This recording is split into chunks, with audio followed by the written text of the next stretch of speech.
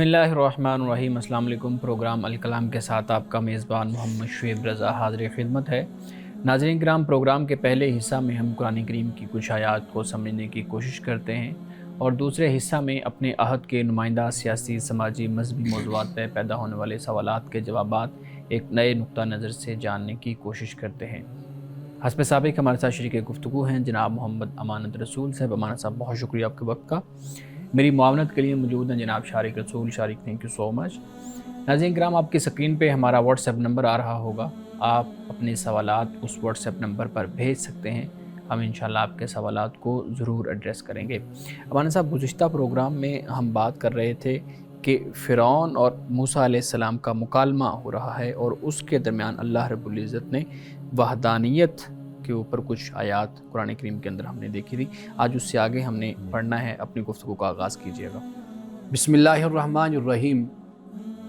नाज़रीन किराम, कल हमने बात की थी कि अल्लाह सुब्हानहू व तआला ने इस ज़मीन को बिछोना बनाया है और रास्ते इस ज़मीन पर बनाए हैं ताकि हम उन पर सफ़र कर सकें, उन पर हम चल सकें, और पानी भी नाजिल किया और उसी पानी से ही फिर ये नबातात पैदा हुए, यानी फल, पौधे, सब्ज़ियाँ, ये सब कुछ अल्लाह ने फिर इसी ज़मीन से पैदा किया और पानी इसका ज़रिया बना।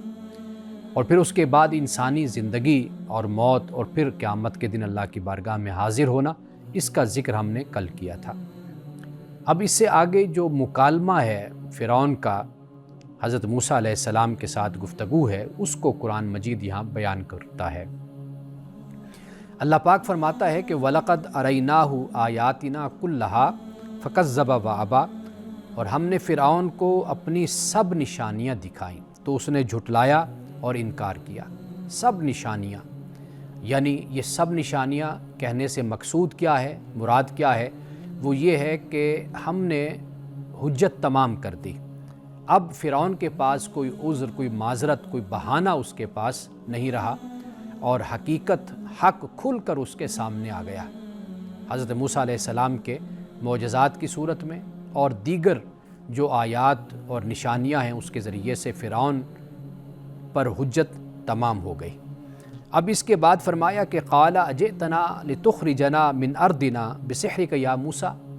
फ़िरऔन ने हज़रत मूसा अलैहिस्सलाम से कहा कि ए मूसा, कि क्या तुम इसलिए हमारे पास आए हो कि अपने जादू से हमें हमारे मुल्क से निकाल दो? यानी सबसे पहला ख़तरा जो फ़िरऔन को हुआ वो यही कि हज़रत मूसा अलैहिस्सलाम जो दीन बता रहे हैं, जो तालीम दे रहे हैं, उससे अल्लाह सुब्हानहू व तआला की वहदानियत और अल्लाह की ज़ात पर ईमान लाना, ये सबसे पहला नुक्ता और पहली बात है। तो वाज़ेह बात है कि फ़िरऔन ज़मीन पर अपने आप को सूरज का नुमाइंदा या सूरज की जगह पर अपने आप को एक खुदा की हैसियत से पेश करता था, और उस वक्त की कौम और उस वक्त के लोग फ़िरऔन की पूजा किया करते थे, उसकी परस्तिश करते थे और उसको खुदा माना करते थे। तो फ़िरऔन ने इसी बात को बयान किया कि भाई, क्या तुम हमें हमारी ज़मीन से निकालना चाहते हो? तुम्हारा ये इरादा है? यानी जब तुम मेरी सुवरेनिटी को और मेरे इक़्तिदार को तुम नहीं मानोगे और तस्लीम नहीं करोगे और ख़ुदा के इक़्तिदार को मानोगे और उसकी हुकूमत और हाकमियत पर ईमान लाने के लिए लोगों से कहोगे, तो इससे क्या होगा कि जो ये रियासत है, ये जो मुल्क है, ज़मीन है, तुम यहाँ से क्या हमें निकाल दोगे ताकि खुदा का जो हुक्म है और खुदा का जो दीन है वो तुम यहाँ पर ला सको। अब इसके बाद कुरान पाक बयान करता है कि फ़लनातियन्नका बिसिहरिम मिस्लिही। अब इसके बाद फ़िरऔन ने ये कहा कि हम तुम्हारे मुकाबले में ऐसा ही जादू लाएंगे, यानी हज़रत मूसा अलैहिस्सलाम के मोजज़ात को फ़िरऔन जादू कह रहा है और कह रहा है कि भाई इसके मुकाबिल हम जादू लाएंगे।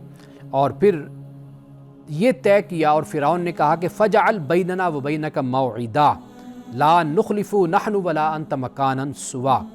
फ़िरऔन ने कहा कि तुम हमारे और अपने दरमियान एक वादा मुकर्रर कर लो और न हम उसके ख़िलाफ़ करें और न तुम। ये मुकाबला एक खुले मैदान में होगा। ये फ़िरऔन ने हज़रत मूसा अलैहिस्सलाम से कहा। और फिर उसके बाद हज़रत मूसा अलैहिस्सलाम ने फरमाया मौइदुकुम यौमुज़्ज़ीना। हज़रत मूसा अलैहिस्सलाम ने फरमाया कि तुम्हारे लिए वादा का दिन मेले वाला दिन है, यानी जो जश्न का दिन है, और उस दिन तमाम قوم اور تمام لوگ اکٹھے ہوتے ہیں۔ تو حضرت موسیٰ علیہ السلام نے کہا کہ اسی دن کو مقرر کر لو۔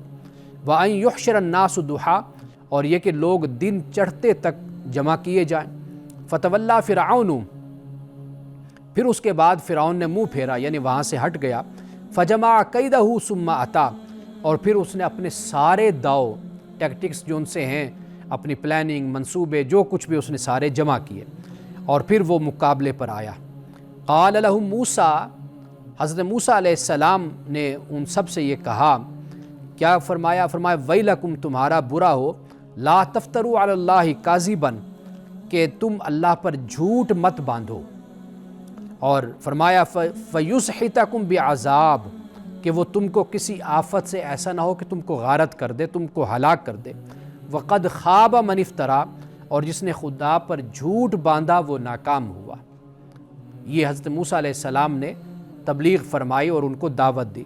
اور پھر اس کے بعد کیا ہوا؟ یعنی یہ حضرت موسیٰ علیہ السلام نے معجزہ دکھایا، اور جو جادوگروں کے سانپ تھے وہ آپ نے جب اپنے عصا کو ڈالا تو وہ اژدہا بنا، اور اس نے ان رسیوں کو جو سانپ بن گئے تھے ان کو نگل لیا، ان کا خاتمہ ہو گیا۔ فتنازعوا امرهم بینہم، پھر انہوں نے اپنے معاملے میں اختلاف کیا۔ واسروا النجوى، اور چپ کے وہ مشورہ کرنے لگے۔ یعنی حضرت موسیٰ علیہ السلام کے اس معجزے کے بعد لوگ تقسیم ہو گئے۔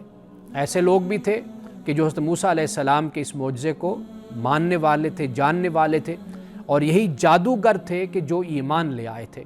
اور فرعون نے ان کو دھمکیاں بھی دیں، اور یہ بھی کہا کہ بھئی میں تمہیں سخت سے سخت سزا دوں گا، تمہیں سولی پر لٹکا دوں گا۔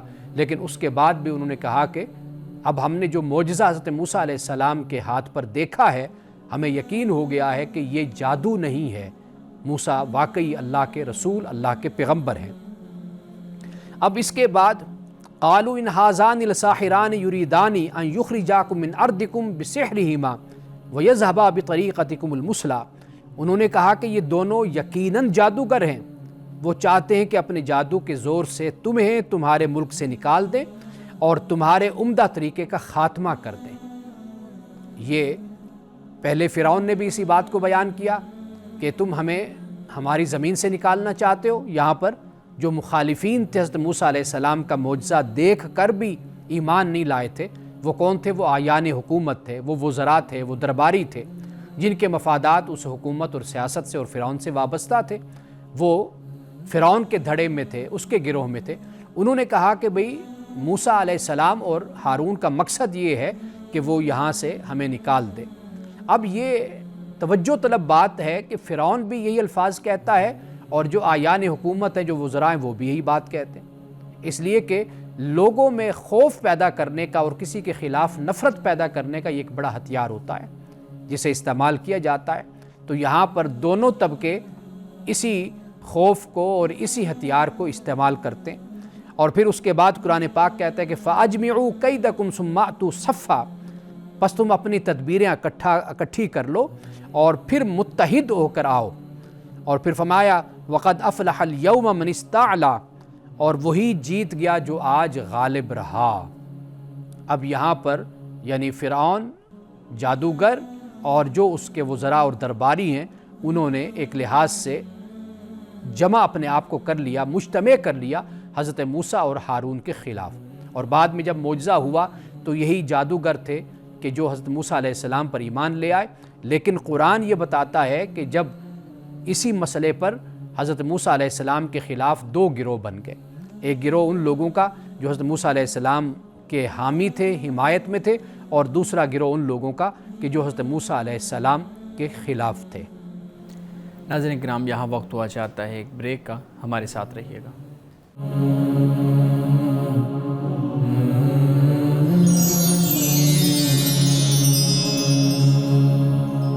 ویلکم بیک ناظرین۔ امانا صاحب بہت شکریہ، آپ اس مکالمہ کو بیان کر رہے تھے جو فرعون اور موسیٰ علیہ السلام کے درمیان ہوا۔ اچھا، جو آیات آج ہم نے پڑھی ہیں اسی سے متعلق ایک پچھلی آیت جس کا ذکر آج بھی آپ نے کیا، زمین کو اللہ رب العزت نے مہد بنایا ہے، کئی جگہ پہ فرش کا لفظ بھی استعمال ہوا ہے۔ پوچھنا میں آپ سے یہ چاہتا ہوں کہ جو انسانی زندگی ہے وہ صرف اس زمین پہ ہی ہے یا کسی اور سیارے پہ بھی ہوگی، اور اگر صرف اس زمین پہ ہی ہے تو پھر خدا نے اتنی وسیع جو اپنی کائنات ہے، اس میں کہکشائیں ہیں، باقی سیارے ہیں، ستارے ہیں، بہت کچھ ہے، وہ کیوں بنائے؟ پھر اس کا کوئی کیا خاص مقصد ہوگا؟ دیکھیے، اس کائنات کو اللہ نے ایک تو قرآن مجید جو بیان کرتا ہے وہ یہ ہے کہ وَسَخَّرَ لَكُم مَّا فِي السَّمَاوَاتِ وَمَا فِي الْأَرْضِ، کہ انسان کے لیے، تمہارے لیے مسخر کیا ہے جو کچھ زمین میں ہے اور جو کچھ آسمان میں ہے، اور کئی جگہوں پر یہ بھی ہے کہ جو ان کے درمیان ہے، یہ بھی ما بین السماء کے الفاظ بھی آتے ہیں۔ تو اللہ تعالیٰ نے یہ ساری کائنات انسان کے لیے مسخر کی، اور انسان کے بارے میں کہا کہ اس کو اللہ نے اپنی عبادت کے لیے، یعنی فرما برداری اور اطاعت کے لیے پیدا کیا۔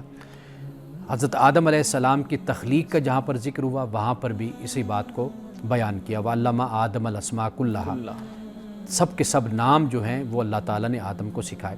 نام ہمیشہ کسی چیز کا ہوتا ہے جو ایگزسٹ کر رہی ہو، جو ایگزسٹ کرتی ہے، یعنی انسان کو اللہ تعالیٰ نے یہ صلاحیت، یہ قابلیت دی ہے کہ یہ کوئی چیز بناتا ہے نا تو اس کا نام بھی رکھتا ہے۔ بالکل آپ اس بات کو معمولی نہ خیال کیجئے، اس لیے کہ جب نام دیا جاتا ہے نا تو پھر ہی انسان اس کے بارے میں بات بھی کرتا ہے، اور دوسرے کے ساتھ جو ابلاغ ہوتا ہے وہ نام ہی کی بنیاد پر ہوتا ہے۔ آپ اشاروں سے، کنایوں سے اور دوسرے ڈھنگ طریقے سے آپ کسی کو بات نہیں سمجھا سکتے، آپ ایک ایگزیکٹ ایک نام ایک چیز کا رکھتے ہیں۔ تو اللہ تعالیٰ نے انسان کو یہ علم کی دولت اللہ نے انسان کو عطا کی ہے۔ باقی اللہ سبحانہ و تعالیٰ خالق ہے، ہم نہیں جانتے کہ کسی اور کرہ پر، کسی اور پلانٹ پر کوئی خدا کی مخلوق ہے یا خدا کی مخلوق نہیں ہے۔ ابھی انسان اس کی تحقیق میں اور اس کی ریسرچ میں اور تلاش میں انسان لگا ہوا ہے۔ باقی یہ ہے کہ انسان اس زمین سے چاند پر بھی جا رہا ہے، مریخ پر بھی جا رہا ہے، اور دوسرے جو سیارے ہیں وہاں پر بھی انسان جا رہا ہے۔ جب انسان وہاں پہ جائے گا تو اپنے حساب سے پھر جو اپنا نظام ہے اس کو وہاں پر وضع کرے گا، یعنی اگر پانی کی کمی ہے تو پانی کا کوئی نہ کوئی حل وہ نکالے گا، وہاں پر اس کو یہاں سے لے کر جائے یا وہاں پر پیدا کرے، یا وہ وہاں کی آب و ہوا اگر اس کو راس نہیں آتی اس کو راس بنانے کی کوشش کرے گا۔ یعنی اللہ نے انسان کو جو عقل اور شعور اور علم اور قدرت انسان کو عطا کی ہے، یہ اسی کے کرشمے ہے کہ انسان روز بروز آگے بڑھتا چلا جا رہا ہے۔ اس حوالے سے میں ایک سوال ضرور کرنا چاہوں گا کہ آپ نے بات کی کہ انسانی زندگی کی، کہ انسان ابھی اس قابل نہیں ہوا کہ نئی زندگی تلاش کر سکے کسی اور سیارے پر، لیکن ہم یہ دیکھتے ہیں کہ جو انسان ہے، جو سائنسدان ہے، وہ ایلینز کی تلاش میں ہم دیکھتے ہیں کافی وہ گھوم رہے ہیں دنیا کو، یونیورس کی کھوج کر رہے ہیں۔ اس حوالے سے کیا اللہ تعالیٰ نے قرآن مجید میں کہیں ذکر کیا ہے کسی اور مخلوق کا تاکہ ہمیں رہنمائی مل سکے انہیں ڈھونڈنے میں؟ دیکھیے، اللہ سبحانہ و تعالیٰ نے تو قرآن مجید میں صرف اتنا ذکر ضرور کیا ہے کہ یہ جو تخلیق کا معاملہ ہے یہ رکا نہیں ہے، یہ چل رہا ہے۔ وہ جو اقبال نے کہا نا کہ آ رہی ہے صدا دمادم کن فیکون، تو کن فیکون کی جو صدا ہے وہ چل رہی ہے۔ سورۃ النحل میں اور دیگر مقامات پر اللہ سبحانہ و تعالیٰ نے اس چیز کو بیان کیا ہے۔ مخلوقات بہت ہیں اللہ کی، لیکن اس طریقے سے کوئی پن پوائنٹ کر کے یہ بتایا جائے کہ فلاں سیارے پر فلاں مخلوق ہے، تو ایسا ذکر ہمیں نہیں ملتا۔ یعنی انسان ہی کا ذکر ہے، اور پھر انسان کے ساتھ یہ ہے کہ اس کائنات میں اللہ نے جو بھی پیدا کیا یہ کہا کہ بھئی ہم نے ان خزانوں کو چھپا دیا ہے، اور یہ انسان پر ہے کہ وہ پھر اس کی تحقیق کرے اور ریسرچ کرے اور پھر آگے بڑھتا چلا جائے۔ بالکل ٹھیک ہے۔ اچھا مولانا صاحب، یہاں پہ آپ نے اپنے جو پہلا سوال تھا اس کے جواب میں بات کی کہ اللہ رب العزت نے انسان کو عبادت کے لیے پیدا کیا، اور ساتھ سورہ رحمان کی آپ نے وہ آیت پڑھی جس میں انسان کی تسخیر کے لیے یہ چیزیں اللہ رب العزت نے پیدا کی ہیں۔ سوال یہ ہے کہ اگر انسان کسی دوسرے سیارے کی کھوج میں نکلتا ہے، وہاں پہ زندگی کے قیام کی بات کرتا ہے، اس کو زندگی کے رہنے کے قابل بنانے کی بات کرتا ہے، تو یہ کوشش کرنا، یہ صحیح کرنا کیا خدا کی مرضی کے خلاف ہوگا؟ کیا قرآن اس کو بیان کرتا ہے کہ اگر یہ کرو گے تو خدا کی مرضی کے خلاف ہے؟ کیونکہ پیدا تو اس کو عبادت کے لیے کیا گیا ہے، تو اب یہ مرضی تو ریسرچ والا معاملہ تو عبادت والا نہیں ہے۔ دیکھیے، عبادت کا ہی ایک حصہ ایک ضمنی طور پر آپ دیکھیے کہ جیسے انسان کائنات میں ڈوبتا ہے، تحقیق کرتا ہے، اس کو مسخر کرتا ہے، تو یہ در حقیقت خدا سے انسان جڑتا چلا جاتا ہے، تعلق بناتا ہے، تعلق بنتا ہے۔ یعنی اللہ نے اس کائنات کو پیدا کیا، بنایا، تو اس کے ایمان میں اور اس کے یقین میں پختگی پیدا ہوتی ہے کہ کوئی ذات ایسی ہے کہ جو لامحدود ہے اور جو کل اختیار رکھنے والی ہے، کہ جس نے اس کائنات کو بنایا اور پیدا کیا ہے. تو یہ پہلو پیش نظر رکھنا چاہیے. آپ دیکھیے کہ انسانی وجود اسی کا اگر مطالعہ کر لیا جائے، ہمارے ایک دوست ہیں وہ ہمیشہ مجھے یہ کہتے تھے کہ بھئی میں نے جب انسان کو پڑھا، ڈاکٹر وہ بن گئے، جب انسان کے وجود کا وہ کہتے ہیں میں نے مطالعہ کیا تو میں پہلے مومن مسلمان نہیں تھا، لیکن جب میں نے انسانی وجود کا مطالعہ کیا تو میں مسلمان ہو گیا، مومن ہو گیا، پختہ یقین. میں نے نماز پڑھنا شروع کر دی کہ مجھے لگا کہ یہ اتنا کمپلیکیٹڈ نظام ہے انسان کے وجود کا، یہ ایسی کوئی ہستی ہے ضرور کہ جو بہت زیادہ دانا ہے، حکیم ہے، عقیل ہے، کہ جس نے انسان کو تخلیق کیا اور انسان کو بنایا ہے. بالکل صحیح ہے. اچھا مولانا صاحب، یہاں پہ بات چل رہی ہے جادو کی کہ حضرت موسیٰ علیہ السلام کے مقابلے میں وہ جادو لے آئے اور جادوگروں کو اکٹھا کر لیا. جی، ایک تو آپ نے پہلے بھی اس پہ بات کی ہوئی ہے، میں چاہوں گا کہ دوبارہ بھی اس پہ بات کر لیں. جادو کا وجود کیا ہے اور اسلام یا مذہب اس کے بارے میں کتنی بات کرتا ہے، ایک تو یہ ہے. اور دوسرا سوال عام طور پہ میں نے دیکھا ہے انٹرنیٹ پہ پوچھا گیا ہے، میں اسی طریقے سے سوال آپ کے سامنے رکھ دیتا ہوں. کہتے ہیں جی کہ اگر ایک جادو برا عمل ہے تو وہ جو سورہ بقرہ کے اندر غالباً ہاروت اور ماروت کا ذکر ہے، وہ پھر لوگوں کو کیا سکھانے کے لیے آتے تھے؟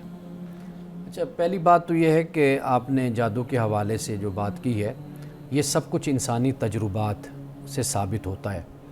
یعنی اس کا وجود اور اس کا استعمال اور اس کے اثرات. تو ہم انسانی تاریخ کا جب مطالعہ کرتے ہیں تو ہمیں یہ معلوم ہوتا ہے کہ یہ اپنا وجود رکھتا ہے اور اس کا اثر. آپ بے شک کوئی انکار کرے اس پہلو کا، لیکن وہ کم از کم اس بات کو ضرور مانتا ہے کہ یہ جادو انسان کے حواس پر اثر کرتا ہے. ٹھیک، قرآن پاک نے بھی اس کو بیان کیا.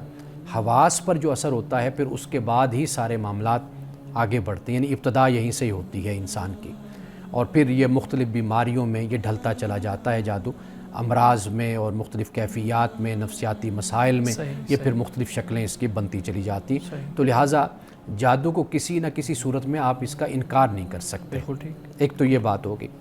دوسری بات جو آپ نے کہی کہ قرآن مجید میں اس کا ذکر ہے، قرآن نے جہاں پر ذکر کیا ہاروت ماروت کا، اگر وہ آپ پڑھیں تو وہ ایک نفسی علم ہے جو اللہ تعالیٰ جادو کے مقابلے میں ایک علاج کے طور پر اپنے نیک بندوں کو دیتا ہے. اور ہاروت ماروت بھی در حقیقت وہی علم لے کر آئے تھے. یعنی یہ جادو نہیں تھا؟ جادو نہیں تھا. اچھا. اور وہاں پر جو فتنہ کا لفظ استعمال کیا نا قرآن مجید نے، فتنہ ہمیشہ وہ ہوتا ہے کہ جو اٹ سیلف فی نفس ہی وہ چیز درست ہوتی ہے، لیکن اس کا استعمال غلط ہوتا ہے. یعنی قرآن پاک نے اولاد کو فتنہ کا، مال کو فتنہ کا. اب مال فی نفسی جائز ہے، حلال چیز ہوتی ہے، لیکن اس کا جو استعمال ہوتا ہے در حقیقت وہ غلط بھی ہو سکتا ہے، اس کا امکان غلطی کا بھی ہوتا ہے، تو لہٰذا اس کو پھر فتنہ کہا جاتا ہے. اس لیے یہاں پر آپ دیکھ لیجئے کہ قرآن پاک نے جو ہاروت ماروت نے جو لوگوں کو سکھایا، بتایا، تو وہاں پر انہوں نے کہا کہ بھئی یہ فتنہ ہے. لفظ فتنے کے وہاں پر ہے. ہاروت ماروت نے جو ان کے پاس نفسی علم تھا، جس کی انہوں نے لوگوں کو تربیت دی، بتایا، اس کے بارے میں کہا کہ یہ فتنہ ہے. فتنہ کیوں کہا؟ اس لیے کہ یہ جو ہمارے پاس ہے یہ ہے تو جائز، یہ ٹھیک ہے، لیکن اس کا استعمال پھر غلط بھی ہو سکتا ہے. اب آپ دیکھ لیجئے کہ اسی جائز علم کو لوگ غلط بھی استعمال کرتے ہیں.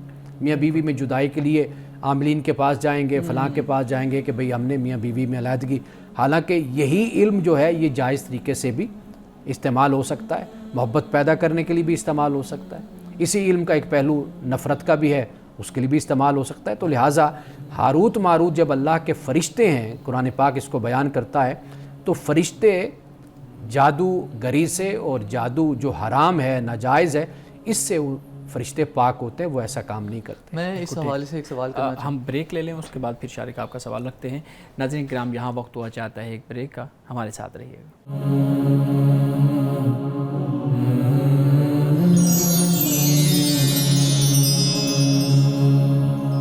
ویلکم بیک ناظرین. جی شارق آپ پلیز سوال رکھیں ہمارے ساتھ. آپ نے اپنی گفتگو کے دوران ذکر کیا کہ انسانی تجربات سے جادو کا علم جو ہے وہ ثابت ہوتا ہے، لیکن میرے ذہن میں سوال آیا کہ اگر جادو کا علم درست ہے، اس کی اگر کوئی حقیقت ہے، تو پھر عاملین جو ہیں جن کے پاس جادو کے لیے ہم جاتے ہیں وہ اپنی زندگی کیوں نہیں سنوار لیتے مکمل طور پر؟ اچھا، ایک بات یہ ہے کہ جادو اور نفسی علم یہ دو چیزیں جدا جدا ہیں. اچھا. جادو کے بارے میں جو تصور ہے وہ یہ ہے کہ وہ ناجائز ذرائع سے اختیار کیا جاتا ہے. جی. یعنی دین جس سے آپ کو منع کرتا ہے، اس کی جو انتہا ہوتی ہے یہاں تک ہوتی ہے کہ انسانی جان بھی لے لی جاتی ہے. اور انسانی جان یعنی کسی انسان کو، بچے کو ذبح کر کے اس کا خون استعمال کیا جاتا ہے. اور اس سے بھی بڑھ کر بہت سی نافرمانیاں، معصیت کاریاں اگر آپ اس کا مطالعہ کریں گے آپ کو وہ چیز نظر آئے گی. ایک تو یہ بات مد نظر رکھیے. دوسری بات یہ کہ جو نفسی علم ہے، نفسی علم استعمال کیا جاتا ہے کہ انسان کی بہتری کے لیے. مثال کے طور پر کوئی بیمار ہو گیا، اس پر اگر کوئی جادو ہے تو نفسی علم کے ذریعے سے اس اثرات کو ختم کیا جاتا ہے، اور وہ بالکل جائز ہوتا ہے. جیسے اسماء ہوتے ہیں، نام، ان کے اثرات ہوتے ہیں، تو ان اثرات کو استعمال کیا جاتا ہے اور اس کے ذریعے سے لوگوں کا علاج کیا جاتا ہے، جس کو ہم پھر کوئی وظیفہ کہہ دیتے ہیں، کوئی تعویذ کہہ دیتے ہیں، اس طرح کی چیزوں کے ذریعے سے. تو وہ جو عاملین ہوتے ہیں نا، وہ اس حد تک کرتے ہیں کہ ان کے پاس جو عمل ہے یا جو ان کی ایک ریاضت ہوتی ہے، وہ ریاضت در حقیقت اس کا نتیجہ ہوتی ہے کہ وہ لوگوں کا کوئی مسئلہ ہو، نفسیاتی مسئلہ ہو، کوئی دماغی مسئلہ ہو، کوئی ویسے کوئی خاندانی گھریلو مسئلہ ہو، تو وہ اس مسئلے کو اس طریقے سے حل کرتے ہیں. تو یہ جو ہمارے ذہنوں میں ہوتا ہے نا کہ عاملین کوئی بیٹھے بیٹھے کوئی بینک لوٹ کر لے آئیں گے یا فلاں کر دیں گے، تو اس کا کوئی اس سے نہیں تعلق ہوتا. بالکل ٹھیک ہے. اچھا مولانا صاحب، یہاں پہ ایک اور چیز بھی پھر سوال ایک پیدا ہوتا ہے نا کہ ہمارے ہاں جب بھی جادو کی بات کی جاتی ہے تو اس کو بالکل ایک الگ پیرائے میں دیکھا جاتا ہے. جادو کا مطلب ہے کہ نقصان، جی، ناجائز، غلط، ہارمفل، اس طرح سے. لیکن آپ نے جو نفسی علم کی بات کی ہے، میں چاہوں گا کہ آپ اس پہ مزید بھی توجہ دلائیے گا کہ کہیں پہ اس کا کوئی بہتر استعمال، کہیں پہ اس کو کوئی فائدہ مند بنانے کے لیے بھی استعمال کیا جا سکتا ہے. یعنی اگر ہم عام الفاظ میں کہیں تو کیا جادو کو کسی جائز کام کے لیے، اچھے کام کے لیے بھی استعمال کیا جا سکتا ہے؟ دیکھیے، جادو جائز کام کے لیے نہیں ہوتا، اس کی بنیاد ہی ناجائز ہوتی یعنی ہے. اٹ سیلف جادو ہے ہی اسی غلط. یعنی جن قوموں سے جادو آیا، اگر آپ ان کا مطالعہ کریں آپ دیکھیں گے کہ انہوں نے ہمیشہ انسانی جان، غیر اخلاقی حرکات، بد کرداری، اس کے ذریعے سے کوئی نہ کوئی طاقت حاصل کرنے کی، شیاطین کی طرف سے حاصل کرنے کی ریاضت کی، یہ کام کیا. یہ وہ جادو، اس کے لیے ہم یہ لفظ استعمال کرتے ہیں. جب ہم نفسی علم کی بات کر رہے ہیں، اس کے جائز پہلو بھی ہیں، اور میں نے جیسے آپ بریک پہ جانے سے پہلے کہا کہ وہ فی نفس ہی وہ صحیح ہے، ٹھیک، لیکن اس کو قرآن نے فتنہ اس معنی میں کہا کہ لوگ اس کا غلط استعمال بھی کر لیتے ہیں، اور یہ عاملین بھی کرتے ہیں. یعنی مثال کے طور پر اسی لیے یہ چیز اگر کسی کو حاصل ہوتی ہے اپنی ریاضت سے، اپنی چلوں سے یا دوسرے طریقوں سے وہ اس کو پا لیتا ہے، وہ پھر اس کا غلط استعمال اس طریقے سے کرتا ہے کہ کوئی آ گیا، اس نے کہا جی آپ فلاں کے تعلق کو توڑ دیں، میاں بیوی میں. خاص طور پر یہ جو خاندانی اور انسانوں کا باہمی تعلق ہوتا ہے، اس کے لیے زیادہ تعویذ کیے جاتے ہیں، زیادہ یہ کام کیا جاتا ہے. آگے تو وہ لالچ میں آ گیا، کسی نے کہا کہ بھی آپ میرا یہ کام کر دیں تو میں آپ کو لاکھ روپیہ دوں گا، تو وہ اس لالچ میں آ کر اس جائز کام کو بھی غلط طریقے سے استعمال کرتے ہیں. تو یہ وہ چیز ہے کہ جس کی پھر ممانعت ہو جاتی ہے. باقی اس کے جائز پہلو بھی ہیں. اچھا، میں یہاں پہ ایک اور بات آپ سے پوچھوں گا کہ آپ نے خود ہی یہ بات کی ہے کہ ہمارے ہاں خاندانی مسائل میں، خاندانی تعلقات جو ہوتے ہیں اس میں زیادہ تر ان چیزوں کو استعمال کیا جاتا ہے. کہیں پہ بھی کسی بھی علم کا اچھا یا برا استعمال ہو سکتا ہے، لیکن ہم دیکھتے ہیں کہ جب بھی ہمارے ہاں کمرشلز آتی ہیں، ہمارے ہاں سوشل میڈیا پہ اشتہارات چلتے ہیں، تو اس پہ لکھا ہوتا ہے محبوب کو ملانے کے لیے یا جدا کرنے کے لیے، محبوب آپ کے قدموں میں ہے، محبوب آپ کے پاس آ گرے گا. اس طرح سے وہ چیزیں، یہ محبوب اور محب، ان کے درمیان ہی یہ سارا علم کیوں گھومتا رہتا ہے؟ کسی اور جگہ پہ یہ استعمال کیوں نہیں ہوتا؟ دیکھیے، اور جگہ پر بھی استعمال لوگ کرتے ہیں، یعنی بہت جس کو جو مسئلہ ہے وہ اس کے لیے استعمال کرتا ہے. لیکن اصل جو معاملہ ہے نا، اگر قرآن کے اس مقام کو ہم پڑھیں، اس کا مطالعہ کریں، ہمیں معلوم ہوتا ہے کہ قوم جب اخلاقی گراوٹ میں، علم کی پستی میں اور پھر جہالت میں جب مبتلا ہوتی ہے، وہاں سے توہمات جنم لیتے ہیں. جب معاشرے میں اونچ نیچ ہوتی ہے، یعنی ایک طبقہ ہوتا ہے جو راتوں رات امیر ہو گیا، ایک طبقہ وہ ہے کہ جو غربت میں ہے.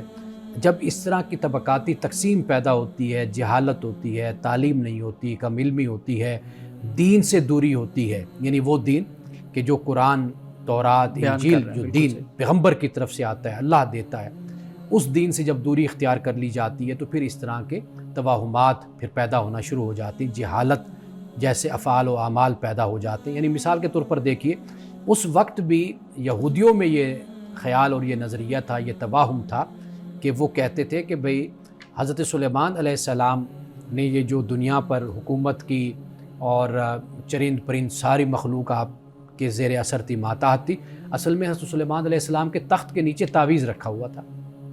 اچھا، اب یہ بات ان کے اندر مشہور تھی کہ وہ جو تخت کا پایا تھا، اس پائے کے نیچے تعویذ تھا اور جس کی وجہ سے حضرت سلیمان علیہ السلام کی حکومت تھی. اب لوگ بجائے اس کے کہ ایک تو ہوتی اللہ کی طرف سے مرتبہ اور مقام جو اللہ نے حضرت سلیمان علیہ السلام کو دیا، دوسرا راستہ ہوتا ہے محنت کا کہ میں محنت کر کے ایک مرتبے کو اور ایک مقام کو حاصل کرتا ہوں. جب میں یہ دیکھوں کہ بھئی یہ جو مرتبہ اور مقام ہے یہ مجھے میری محنت سے نہیں ملنا، یہ معاشرے میں بہت سے لوگ ایسے ہیں کہ جو جہالت کے باوجود اور لوگوں کے ساتھ کرپشن کر کے ایک مقام کو حاصل کر لیتے ہیں، تو پھر وہ تعویذوں کا اور پھر اس طرف کا وہ سہارا لیتے ہیں جو شارٹ کٹ بن جاتے ہیں. تو اس لیے جو آپ مسئلے بیان کر رہے ہیں نا ہمارے معاشرے میں، یہ در حقیقت وہی اخلاقی پستی کہہ لیں، علم سے دوری کہہ لیں، دین سے دوری کہہ لیں. آج بھی میں حیران ہوتا ہوں کہ لوگوں میں، خاص طور پر خواتین میں، ایسی رسومات اور ایسے طریقے ان میں رائج ہوتے ہیں کہ انسان حیران ہوتا ہے کہ مسلمان ہو کر ابھی تک وہ انہیں جاہلانہ قسم کے اعمال اور افعال سے ابھی تک جڑے ہوئے ہیں. بالکل صحیح ہے. جامان صاحب، ہمارے ناظرین کے بھی کچھ سوالات ہیں، میں آپ کے سامنے رکھتا ہوں. سوال ہے جی، کہتے ہیں جی اگر بیوی نافرمان ہو، بات نہ مانتی ہو، بدتمیز ہو، سب سے بڑھ کر ہم بستری کے لیے جو میں جب اس کو کہتا ہوں تو وہ مجھے منع کر دیتی ہے، تو اس صورت میں مجھے کیا کرنا چاہیے؟ الگ بستر کر لینا چاہیے یا اس کے لیے کوئی اور آپ سجیسٹ کر دیں؟ دیکھیے، پہلی بات تو یہ ہے کہ اس طرح کے جو مسائل ہوتے ہیں آپس میں میاں بیوی سمجھدار جو لوگ ہوتے ہیں ایسے مسئلوں کو آپس میں بیٹھ کر حل کرتے ہیں. بعض دفعہ عورت کی کوئی فزیکلی مجبوری ہو سکتی ہے، سائیکولوجیکل بھی کوئی ایشو ہو سکتا ہے. میرے پاس ایسے بہت سے نوجوان بھی آتے ہیں، یہ تو خاتون کی بات کر رہے ہیں، ایسے مرد حضرات بھی آتے ہیں کہ ابھی ان کی شادی نہیں ہوئی، وہ خوف میں مبتلا ہوتے ہیں. یا ایسا بھی میں نے دیکھا کہ یہ مسئلہ بھی ہوتا ہے کہ مثال کے طور پر شادی ہو گئی تو شادی کے بعد اب آتے ہیں جی یہ پرابلم ہے، یہ مسئلہ ہے کہ ہم قریب نہیں جا پاتے، ہمت نہیں ہوتی یا خوف طاری ہو جاتا ہے، دل یعنی فزیکل ریلیشن ہم نہیں کر سکتے، اتنی پرابلم ہو یہ صرف خواتین کا مسئلہ نہیں ہوتا، یہ مردوں کا بھی مسئلہ ہوتا ہے. تو لہٰذا اگر میں یہ سمجھتا ہوں کہ اب سائنس آپ کہہ لیجئے یا علم نفسیات اب اتنا ترقی کر چکا ہے کہ اگر میاں بیوی اس طرح کے مسائل کو سمجھداری کے ساتھ بیٹھ کر اور ماہرین سے، جیسے کوئی خاتون ہے ماہر نفسیات ہے، کوئی مرد ہے ماہر نفسیات ہے، اگر ان کے ذریعے سے ان مسائل کو ڈسکس کریں تو یہ مسئلہ حل ہو سکتا ہے. یہ طریقہ مت اختیار کیا جائے کہ جس سے گھر ٹوٹے. یعنی اگر عورت ایسا کر رہی ہے تو مرد کو ہرگز نہیں چاہیے کہ وہ اس کی نفسیات کو اور اس کے دیگر مسائل کو بالکل اگنور کر کے اس کو آرڈر دے. یہ رویہ مرد کو نہیں اختیار کرنا چاہیے. اگر یہی صورت عورت کی طرف سے ہے، یعنی مرد یہی رویہ اختیار کر رہا ہے، تو عورت کو بھی ہرگز ایسا رویہ نہیں اختیار کرنا چاہیے. دونوں مل بیٹھ کر ایک دوسرے کے ساتھ گفتگو کریں کہ بھئی آپ کا جو ایشو ہے اس کو ہم ڈسکس کر سکتے ہیں، آپ مجھے بتائیں. فرینکلی بات کر کے میاں بیوی کے درمیان بھلا کیا پردہ ہوتا ہے. اور اگر واقعی کسی ماہر نفسیات سے، کسی ڈاکٹر سے اگر بات کرنے کی ضرورت اور نوبت آتی ہے تو پھر ماہر سے بات کی جائے. بالکل ٹھیک ہے، بالکل ٹھیک ہے. ناظرین کرام، باقی سوالات لیتے ہیں ایک بریک کے بعد، ہمارے ساتھ رہیے گا.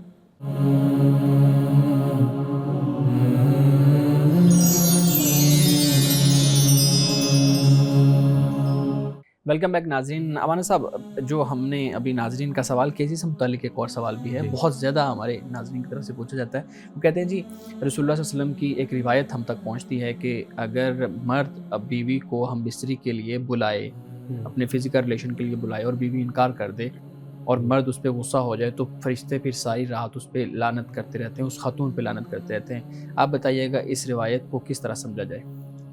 دیکھیے, حدیث جب بھی آپ بیان کریں نا, تو اس کے ایک تو اس بات کو ضرور مد نظر رکھیے کہ اس کا پس منظر کیا ہو سکتا ہے. دوسری بات یہ بھی ذہن میں ہمیں رکھنی چاہیے کہ اس کا تعلق جو ہے آیا کہ وہ اس وقت اور زمانے کے ساتھ ہے, یا اس کا جو اس کے اندر سبق ہے وہ ہمیشہ کے لیے ہے. ٹھیک. اور تیسری بات یہ ہے کہ رسول اللہ صلی اللہ علیہ وسلم جب کوئی بات بھی بیان فرما رہے ہیں تو اس کو کبھی بھی حکمت سے علیحدہ نہیں کرنا چاہیے. یعنی یہ بنیادی بات ہے, اس کو ذہن میں رکھا جائے. یعنی رسول اللہ صلی اللہ علیہ وسلم نے اگر یہ فرمایا ہے تو ایسا ہرگز یہ نہیں ہے کہ کسی ایک صنف کے حقوق پامال ہو جائیں اور دوسرا غالب ہو جائے. یہ کبھی ہو ہی نہیں سکتا. آپ علیہ السلام کے ارشاد سے یہ تاثر لینا کہ بھئی مرد کی جو سپرمیسی ہے اس کا غلبہ ہے, وہ ہر صورت میں اس کا حکم ہے اس کے لیے, تو لہٰذا عورت ہر صورت میں اس کو مانے. ایک تو یہ بات. اب ہم یہ سمجھتے ہیں کہ اس حدیث میں کیا فرمایا گیا, اس پر توجہ کرتے ہیں. یعنی مثال کے طور پر عورت کئی مرتبہ ایسے ہوتا ہے کہ بھئی وہ جان بوجھ کر, یعنی اس کو نہ کوئی نفسیاتی مسئلہ ہے نہ اس کو جسمانی کوئی مسئلہ ہے, وہ جان بوجھ کر مرد کو ستانے کے لیے یا اس کو اپنی کسی اور ضرورت کے لیے استعمال کرنے کے لیے کہ یہ مجبور ہو کر میری اس بات کو مانے گا تو پھر یہ معاملہ ہوگا. تو یہ جو رویہ ہے یہ در حقیقت ناپسند ہے. یہی معاملہ اگر عورت مرد کی طرف سے ہوگا کہ جو جان بوجھ کر اپنی عورت کو ستاتا ہے, بیوی کو تنگ کرتا ہے, اور وہ اپنی حیا اور شرم کی وجہ سے اپنی خواہش کو یا اپنی ضرورت کو بیان نہیں کر پاتی, مرد کو معلوم بھی ہوتا ہے, وہ جان بوجھ کر اگر ایسا رویہ اختیار کرتا ہے تو وہ بھی خدا کے ہاں ناپسندیدہ رویہ ہے. لیکن اللہ سبحانہ و تعالیٰ نے مرد اور عورت میں یہ تفریق رکھی ہے کہ مرد عورت کی بنسبت زیادہ اس کا خواہش مند ہوتا ہے. اس لیے آپ دیکھیے کہ قرآن پاک میں حوروں کا ذکر ہمیں ملتا ہے, لم یطمثن انس قبلہم ولا جان. یہاں پر جو اظہار ہے قرآن نے اس کا کر دیا, لیکن جب عورت کا ذکر ہوتا ہے تو یہ چونکہ شرم و حیا کا تقاضا ہے تو یہاں پر پھر عورتوں کو کیا جنت میں دیا جائے گا اس کا ذکر قرآن پاک نہیں کرتا. تو یہ کچھ تقاضے حیا کے اور شرم کے بھی ہوتے ہیں. مرد کے معاملے میں اس طرح کا رویہ اور اسلوب نہیں اختیار کیا جاتا, وہ بیان ہو جاتا ہے. عورت کا معاملہ بالکل مرد سے برعکس ہوتا ہے. تو لہٰذا اس حدیث کو اس پس منظر میں ہمیں سمجھنے کی ضرورت ہے. بالکل ٹھیک ہے جی. شارق پلیز اپنا سوال رکھیے گا صاحب سامنے. تو آج جس ٹاپک پہ میں بات کرنے یعنی کہ سوال کرنے جا رہا ہوں وہ استاد اور شاگرد کا تعلق ہے. تو استاد اور شاگرد کا جو تعلق ہے وہ محض ادب و احترام تک محیط ہونا چاہیے, مقید ہونا چاہیے, یا پھر استاد اور شاگرد کے درمیان جو ہے وہ تھوڑی سی فرینکنس بھی ہو سکتی ہے؟ اچھا, پہلی بات یہ ہے کہ استاد اور شاگرد کا جو تعلق ہوتا ہے نا وہ اکتساب کا تعلق ہوتا ہے, اکتساب علم کا. یہ بنیادی بات ہے. اب اس کے لیے کیا میڈیم, کیا طریقہ اختیار کیا جاتا ہے. یعنی مثال کے طور پر کئی شاگرد ایسے ہوتے ہیں, سعادت مند ہوتے ہیں, استاد کے ساتھ جڑے رہتے ہیں, وہ اپنے استاد سے سیکھتے رہتے ہیں اور یہ معاملہ چلتا رہتا ہے. اگر ایسا ماحول پیدا کر دیا جائے کہ جس میں استاد ایک خوف پیدا کر کے اور شاگرد اور اپنے درمیان دوری پیدا کر کے اور ایک تعلق جو ادب اور احترام کا ختم کر کے, یعنی مثال کے طور پر استاد اگر یہ خیال کرے کہ میں جتنا روب داب سے رہوں گا اور میرا شاگرد میرے کنٹرول میں رہے گا تو وہ یہ ٹھیک معاملہ اسی طرح چلے گا, تو یہ اس کی پھر غلط فہمی ہوتی ہے. اصل طریقہ یہ ہوتا ہے کہ استاد کا ادب احترام شاگرد کے دل میں ہونا چاہیے, اور جو اکتساب علم کا جو سلسلہ ہے یہ جاری اور ساری رہنا چاہیے. اصل میں وہ فوکس کرنا چاہیے کہ شاگرد استاد سے سیکھ کیا رہا ہے جی, اور شاگرد صرف کتابوں سے نہیں سیکھتا. یہ بھی ایک غلط فہمی ہوتی ہے کہ استاد ہی سمجھتا ہے کہ میں کتاب پر جتنا زور دوں گا اور اتنا شاگرد جو ان سے وہ عالم بنے گا, تو ایسا نہیں ہوتا. استاد اپنی 30-40 سالہ 35-50 سالہ زندگی میں جو علم، جو تجربہ، جو مشاہدہ اور جو اس کی افکار و نظریات ہوتے ہیں وہ در حقیقت وہ اس کو منتقل کرتا ہے اپنے شاگرد میں. تو لہٰذا یہ تعلق اس طرح کا ہونا چاہیے کہ اکتساب علم وہ آسان ہو جائے شاگرد کے لیے، بے شک وہ کسی بھی صورت میں ہو. ویسے تو ہمارے ہاں بھی یہ رواج آہستہ آہستہ آ رہا ہے کہ ہمارے اسکولوں میں خاص کر جو پرائیویٹ تعلیمی ادارے ہیں وہاں پر بچوں کے ساتھ مار پیٹ جو ہے وہ کم اب دیکھنے کو ملتی ہے. لیکن پھر بھی کچھ اساتذہ ہمارے ایسے ہوتے ہیں جن کی یہ رائے ہوتی ہے کہ کچھ بچے ایسے ہوتے ہیں جن کے ساتھ مار پیٹ کرنا ضروری ہے، ورنہ وہ سمجھتے نہیں ہیں. کہ آپ اس بات سے اتفاق کرتے ہیں؟ لیکن میں اس سے بالکل نہیں اتفاق کرتا، اور خاص طور پر جو مار پیٹ ہمارے ہاں رائج ہے، ہم نے دیکھا ہے کہ جس طرح استاد پیٹتا ہے جانوروں کی طرح، اور خاص طور پر مذہب کی بدنامی ہوتی ہے جب ایک قاری، ایک حافظ استاد جو ہے وہ بچوں کو پیٹتا ہے، پھر اس کی ویڈیوز بنتی ہیں اور جس طرح وہ عام کی جاتی ہیں. اور ہم نے یہ بھی دیکھا کہ اسکول میں یا مسجد میں، مدرسہ میں بچے کی ڈیتھ بھی ہو جاتی ہے. ایسے واقعات بھی ہم نے اسکول میں بھی ہم نے دیکھے. صرف یہ نہیں ہے کہ یہ کوئی مذہبی خاص طور پر کوئی پہلو ہے اس کا، یہ آپ یوں کہہ لیجئے کہ ہمارے معاشرے میں جو پھیلا ہوا تشدد ہے یہ در حقیقت اس کا نتیجہ ہوتا ہے. وہ کہیں اسکول میں کبھی ظاہر ہو جاتا ہے، کبھی وہ مدرسہ میں ظاہر ہو جاتا ہے. میں تو بالکل اس کی فیور میں نہیں ہوں. میں یہ سمجھتا ہوں کہ آپ ایک مسئلے کو حل کرنے کے لیے بہت سے راستے اور طریقے اختیار کر سکتے ہیں. مثال کے طور پر بچہ ایسا ہے تو آپ ایک بات مد نظر رکھیے، جو شرارتی بچے ہوتے ہیں وہ ذہین بھی ہوتے ہیں. آپ ان کو بہت سے طریقوں سے استعمال کر سکتے ہیں، ان کو سکھا سکتے ہیں، پڑھا سکتے ہیں. اور ہمارے جو نظام تعلیم کی سب سے بڑی بدقسمتی ہے، بدنصیبی اور کمزوری اور نقص ہے، وہ یہ ہوتا ہے کہ ہم ہر بچے کو کہ جس کو اللہ تعالیٰ نے دوسرے سے مختلف بنایا ہوتا ہے ان کو ایک ہی چیز پڑھاتے ہیں، ایک ہی طریقے سے ٹریٹ کرتے ہیں، ایک ہی ان کے ساتھ ہم سلوک کرتے ہیں. حالانکہ خدا نے ان کو مختلف طبیعت، مختلف مزاج اور مختلف ذہن اور نفسیات اور عادتوں کے ساتھ پیدا کیا ہوتا ہے، رجحانات کے ساتھ پیدا کیا ہوتا ہے. یہ بہت بڑی خامی ہے ہمارے نظام تعلیم کی. تو لہٰذا میں یہ سمجھتا ہوں کہ والدین کے ساتھ بات کی جا سکتی ہے، دیگر اور ذرائع اور طریقے ہوتے ہیں جن کے ذریعے سے بچے کو سمجھایا بجھایا جا سکتا ہے، اس کی تربیت کی جا سکتی ہے. مار ہرگز کسی مسئلے کا حل نہیں ہوتی. ہم یہ فکرہ بہت سنتے ہیں کہ استاد روحانی والد ہوتا ہے اور اس کو بچے کی تربیت کرنی ہوتی ہے، لیکن یہ جو بچے کی تربیت ہے اس سے کیا مراد ہے؟ اور اگر ہم یہ سمجھ جائیں کہ بچے کی تربیت کیا ہے تو بچے کی تربیت کیسے کی جائے؟ کیونکہ استاد جو ہے ہمارے ہاں وہ صرف سیلیبس کی کتابوں تک محدود ہوتا ہے.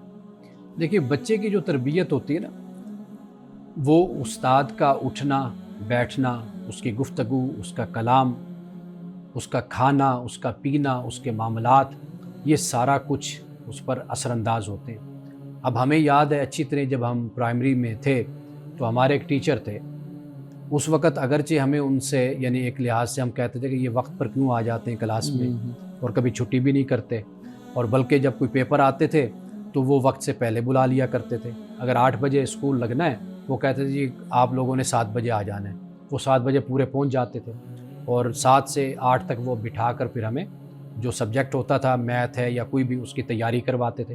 اس وقت تو یہ باتیں اچھی نہیں لگتی تھی، لیکن استاد کا ریگولر ہونا، پنکچول ہونا، ٹائم پر آنا، اپنی تنخواہ کو حلال کرنا، بچوں پر محنت کرنا، ہم سمجھتے ہیں کہ یہ وہ چیزیں جو آج ہم میں بھی پیدا ہوئی. ہمیں ایسے استاد مل گئے، پرائمری اسکول میں مل گئے، کالج میں مل گئے، پھر جامعات میں ایسے اچھے اساتذہ ملے کہ جن کے اثرات ہماری شخصیت پر ہوئے. تو لہٰذا استاد صرف سیلیبس نہیں پڑھاتا، استاد آپ کی کریکٹر بلڈنگ کرتا ہے، آپ کی شخصیت کو بناتا ہے. تو یہ صرف خام خیالی یا یہ وہم ہے کہ صرف کتابیں جو ہیں وہ استاد پڑھایا کرتا ہے. استاد صرف کتابیں نہیں پڑھاتا، انسان کی پوری شخصیت کو متشکل کرتا ہے، پوری شخصیت کی تعمیر کرتا ہے. مولانا صاحب آج کی حدیث مبارکہ بیان کیجیے گا. حضرت ابو ہریرہ رضی اللہ تعالی عنہ سے روایت ہے، آپ کہتے ہیں کہ رسول اللہ صلی اللہ علیہ وسلم سے پوچھا گیا کہ لوگوں کو عام طور پر کون سی چیز جنت میں داخل کرتی ہے، یعنی کس وجہ سے لوگ جنت میں جائیں گے. حضور علیہ السلام نے بہت ہی مختصر آپ نے جواب عطا فرمایا. آپ نے فرمایا التقوی و حسن الخلق. فرمایا کہ تقوی یعنی اللہ تعالیٰ کا تقوی، اللہ سے ڈرنا، یہ ایک بات، اور فرمائی اچھے اخلاق. فرمایا کہ یہ دو باتیں ہیں، یہ دو چیزیں ہیں کہ جس کے ذریعے سے ایک مومن، ایک مسلمان، ایک انسان جنت میں داخل ہوگا، یعنی اللہ کا ڈر ہوگا۔ میں اس تقویٰ کی تعریف اکثر طور پر یہ کیا کرتا ہوں کہ گاڈ کانشیسنس، یعنی خدا کا شعور۔ تو اللہ کا جو شعور ہے اور خدا کا جو احساس ہے، خدا آگہی ہے، یہ در حقیقت تقویٰ ہے۔ آپ اکیلے ہیں تو دوسرا خدا ہے، دو ہیں تو تیسرا خدا ہے، تین ہیں تو چوتھا خدا ہے، اور اسی طرح چار ہیں تو پانچواں آپ کے ساتھ خدا ہوتا ہے۔ یہ احساس، یہ یقین، یہ آگہی، یہ تقویٰ ہے۔ اور دوسری بات فرمائی کہ اچھا اخلاق، یہ آپ کو جنت میں لے کر جاتا ہے۔ اور اس حدیث کا حوالہ ہے مشکات المصابیح اور حدیث نمبر ہے 770۔ ناظرین کرام، اس دعا کے ساتھ اپنے پروگرام کا اختتام کریں گے۔ اللہ رب العزت حسن کلام اور تاثیر کلام عطا فرمائے، ہماری زبان کی گروں کو کھول دے اور سننے والوں تک خیر کا پیغام پہنچے۔ اجازت دیجیے، خدا حافظ۔